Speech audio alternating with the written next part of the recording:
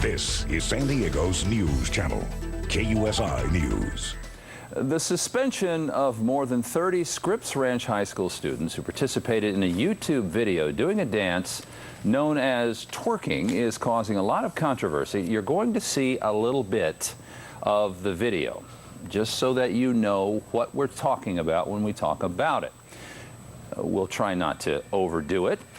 Joining us this morning is criminal defense attorney Anna Yum. She gives us a look at the legal side of this issue. 30 kids kicked out of school, and it's going to have some serious repercussions on their graduations, etc., all because they participated in what they call a playful video, but there may be more to it than that, right, Anna? Right. Good morning, John. Nice to see you. Okay, good to see you too. So what's going on is that 33 kids have been suspended, and of those 33 kids, 6 are seniors. So the seniors who've been suspended are looking at the possibility of not being able to graduate, not being able to go to their senior prom, and my understanding is that the majority of these kids were juniors. And what's going on right now is that there's a balance between the kids saying, this is not a big deal. This is just a form of dance. I had to look up twerking, okay? I had to look it up. And essentially it's hard-hitting booty shaking, which is essentially what we saw in that video. And of course, the flip side of that argument is that the parents and people who have children, and I'm an aunt.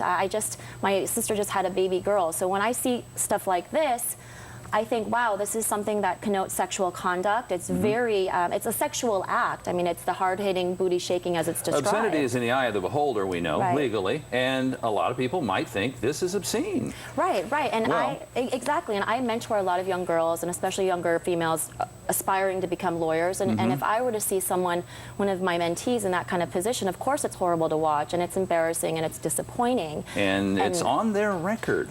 Right, it's on their record, and this is something that the parents of the children have to look at. Now, on the flip side, John, I am a proponent of taking responsibility and taking accountability for your actions.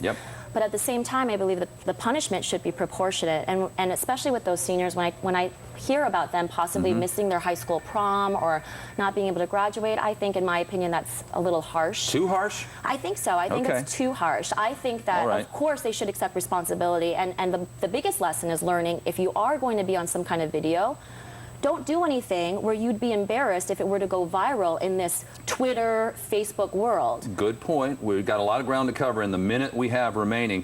What about the other side of the coin? Maybe too lenient that girls as young as 14 can get the Plan B pill? Right, and that's a huge... Without their parents' knowledge? That's a huge argument that's going on right now. In fact, John, I channeled my inner Mike Turco yesterday, and I went to the pharmacy to purchase Plan B, How difficult or easy was it? That was my goal, to find out. So I go in, no makeup, just in my workout clothes, and when I went there, it wasn't available on the retail aisles. It was behind the counter at the pharmacy. I had to go, it wasn't on display, and when I went, they carded me. They asked me for my license and said, you have to be 17 years or older.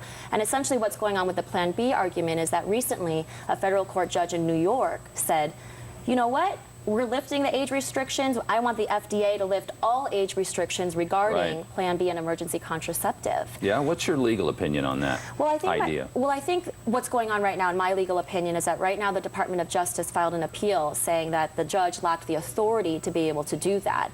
Personally, from a legal perspective, I think that, and we can talk about a full another segment about that, but I think that what's going on is that the issue right now is, should there be an age ramification? Should it be 18? Should it be 17? Should it be 15, which it is right now with the FDA? Or should there be none? And I think that balance with the parents, I think it undermines the parents' ability to perhaps make health decisions regarding their children. Likewise, a lot of people are saying they're undermined by the idea that the state of California will send condoms through the mail confidentially to your teenager without adult permission. Correct. And you're a father. What's your opinion on that? My opinion is that I think that's ridiculous. I think that a minor as young as 12 years old can order condoms online for free without parental permission. You can use the word ridiculous in a legal opinion, apparently, all right? All right. Anna Yum, thank you for being with us. Thank you. That was quick. We had a lot of ground to cover. Will you come back and talk some more I would love to. Thank you. On some of these issues, which are very sensitive but very important for parents and their kids.